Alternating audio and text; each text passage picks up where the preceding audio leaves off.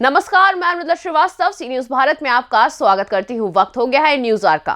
खबर कन्नौज से है, जहां प्रभारी मंत्री रजनी तिवारी ने रामचरितमानस वाले बयान पर सपा को घेरा है। वहीं विकास कार्यों की समीक्षा से प्रभारी मंत्री संतुष्ट नजर आई। कहा, कुछ खामियां मिली हैं जिन्हें दूर कराने के निर्देश दिए गए हैं। सर्किट हाउस में पत्रकार वार्ता में मंत्री ने कहा, सरकार हर वर्ग का विकास कर रही है। वहीं मंत्री के साथ भाजपा जिलाध्यक्ष नरेंद्र राजपूत मौजूद रहे। हमें माननीय मुख्यमंत्री जी के द्वारा कन्नौज में प्रभार दिया गया, उसी के तहत हमारा कल आना हुआ था। कल कई जगह हमने निरीक्षण किया। हम जिला अस्पताल में भी गए, हमने गौ आश्रय केंद्र भी हमने देखा। उसके बाद में हम आज भी कई जगह गए, वन स्टॉप सेंटर हम गए, आज भी हम हॉस्पिटल में गए, प्राइमरी स्कूल भी हमने देखा, डिग्री कॉलेज भी हमने देखा। हमने आज सुबह उठ कर के भी मलिन बस्ती का भी निरीक्षण किया, कल भी हम गए थे वहाँ पे। तो कई जगह जाकर के हमने चीज़ों को देखा। उसके साथ हमने कल विकास कार्यों और कानून के संबंध में हमने समीक्षा बैठक भी की थी।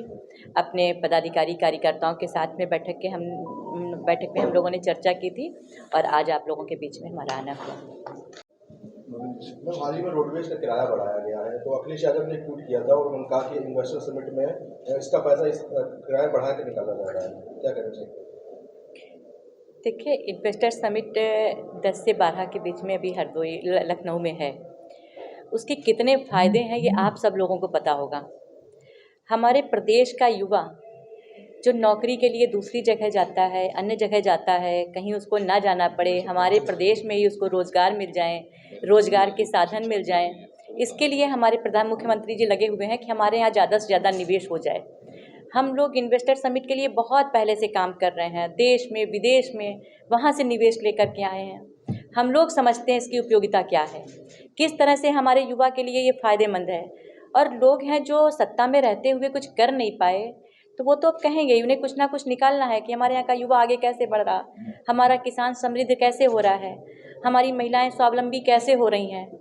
अब उनको ये चीज़ें हजम नहीं हो पा रही, क्योंकि सत्ता में रहे प्रदेश की जनता ने उनको मौका दिया, लेकिन वो उस समय उसमें कुछ कर नहीं पाए। अब जब यशस्वी मुख्यमंत्री जी कर रहे हैं प्रदेश के लिए, तो अब वो तो कुछ ना कुछ करेंगे ही। विपक्ष है। दूध में भी पैसे की बढ़ोतरी हुई है, उसको क्या कहेंगे? देखिए, हमारा जो अभी वित्त मंत्री सीतारमण जी ने केंद्रीय बजट रखा, वो विकसित भारत की नींव रखने वाला बजट है। सप्तऋषि की तरीके से मार्गदर्शन करने वाला हमारा बजट है। जब हम इसको अमृतकाल के रूप में मना रहे हैं, 2022 हम लोगों ने अमृतकाल मनाया आज़ादी का, तो हम परिकल्पना करने लग गए कि जब हम शताब्दी वर्ष मनाएंगे आज़ादी का, तो हमारा देश कैसा होना चाहिए। हमारे प्रधानमंत्री जी ने उसी परिकल्पना को साकार करने के लिए ये बजट लाए हैं, चाहे महिलाओं के लिए हो, किसानों के लिए हो, युवाओं के लिए हो, और हर वर्ग के लिए, गरीब, किसान, युवा, नौजवान, मध्यम वर्ग के, सबके लिए बजट में प्रावधान किया गया। हमारी स्थिति पहले क्या थी और अब क्या हो गया, उसको आप देखिए। हम 10वें से 5वें बड़ी अर्थव्यवस्था बन गए। जिस ब्रिटेन ने हमारे ऊपर 200 वर्षों तक राज किया, उसको पीछे छोड़ते हुए हम आगे आ गए। सर्वेक्षणकारी बताते हैं कि अगर ऐसे ही चलता रहा, जिस तरीके से मजबूती से हम चल रहे हैं, जिस दौड़ में हम हैं, हम 2029 तक जर्मनी और जापान को पीछे छोड़ते हुए हम तीसरी बड़ी अर्थव्यवस्था बन जाएंगे। प्रति व्यक्ति आय हमारी 2 गुनी हो गई। महिलाओं को हमने जनधन खाते खोलने का काम किया। प्रधानमंत्री आवास योजना के तहत उनको आवास देने का हमने काम किया। और इस बार बजट में हमने बहुत ज़्यादा फिर से बजट बढ़ा दिया प्रधानमंत्री आवास के लिए। हमारी महिलाओं के पास, हमारा कोई व्यक्ति ऐसा ना रहे जिसके पास आवास ना हो। सारी चीज़ें हमने करने काम किया। महिलाओं को स्वावलंबी बनाने के लिए 21 बताते हैं कि अगर ऐसे ही चलता रहा, जिस तरीके से मजबूती से हम चल रहे हैं, जिस दौड़ में हम हैं, हम 2029 तक जर्मनी और जापान को पीछे छोड़ते हुए हम तीसरी बड़ी अर्थव्यवस्था बन जाएंगे। प्रति व्यक्ति आय हमारी 2 गुनी हो गई। महिलाओं को हमने जनधन खाते खोलने का काम किया। प्रधानमंत्री आवास योजना के तहत उनको आवास देने का हमने काम किया। और इस बार बजट में हमने बहुत ज़्यादा फिर से बजट बढ़ा दिया प्रधानमंत्री आवास के लिए। हमारी महिलाओं के पास, हमारा कोई व्यक्ति ऐसा ना रहे जिसके पास आवास ना हो। सारी चीज़ें हमने करने काम किया। महिलाओं को स्वावलंबी बनाने के लिए 81 लाख स्वयं सहायता समूह से उनको जोड़ने का काम किया क्यों किया? क्योंकि हम महिलाओं की बात ऐसे ही नहीं करते जैसे लोग किया करते थे कि जब चुनाव आया तब सिर्फ हमने चुनाव का मुद्दा बना लिया। हमने सामाजिक स्तर पे कुछ हुआ तो सिर्फ उनका मुद्दा बनाया, लेकिन कभी ये नहीं हमने सोचा कि महिलाएं आगे कैसे बढ़ेंगी।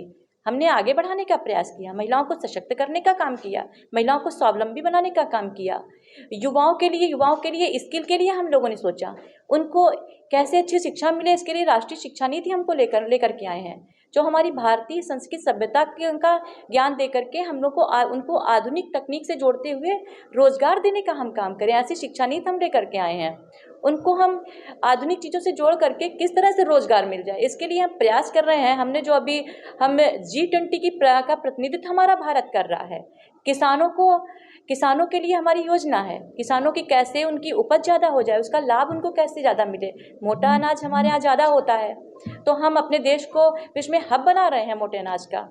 तो हर तरह से उसको सशक्त करने के लिए हम लोग निरंतर काम कर रहे हैं। हमारा युवा कैसे आगे बढ़ रहा है, हमारी महिलाएं स्वावलंबी कैसे हो रही हैं, हमारा देश का हर तबका कैसे आगे बढ़ रहा है, तो ये विपक्षियों को हजम नहीं हो पा रहा।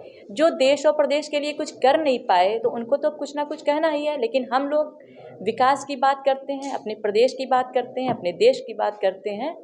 बाकी और क्या कहते हैं उस पर हमारा ध्यान नहीं है। हमारा देश क्या चाहता है, उसके लिए क्या हितकर है वो हम करते हैं। समाजवादी पार्टी की तरफ से बयान आया था उनके नेता के द्वारा रामचरितमानस को लेकर, तो अभी भी किसी तरह की कोई माफी नहीं मांगी गई बल्कि बयान पे अड़े हुए, तो आप किस तरह से लेते हैं इस बयान को? देखिए, हमने आपको बताया कि हमें दिख रहा है कि विश्व में हमारा देश कैसे मजबूत बने, महाशक्ति के रूप में हमारा देश कैसे आगे बढ़े, हम इसके प्रयास में लगे हैं। हम हर तबके को मजबूत करने में लगे हुए हैं। तब उनको लग रहा है कि देश की जनता का ध्यान कैसे भटकाया जाए, वो इस तरफ लगे हैं कि देश की जनता का ध्यान भटका दिया जाए। उनकी बातों पे हमारा दिमाग नहीं जाता है। हम बस यही सोचते हैं कि हमारा युवा कैसे। कन्नौज से सी न्यूज संवाददाता सीबू सैनी की रिपोर्ट। फिलहाल के लिए इस खबर में बस इतना ही। देश और दुनिया की तमाम खबरों को जानने के लिए देखते रहिए सी न्यूज भारत। हर खबर आपके साथ, आपके हाथ।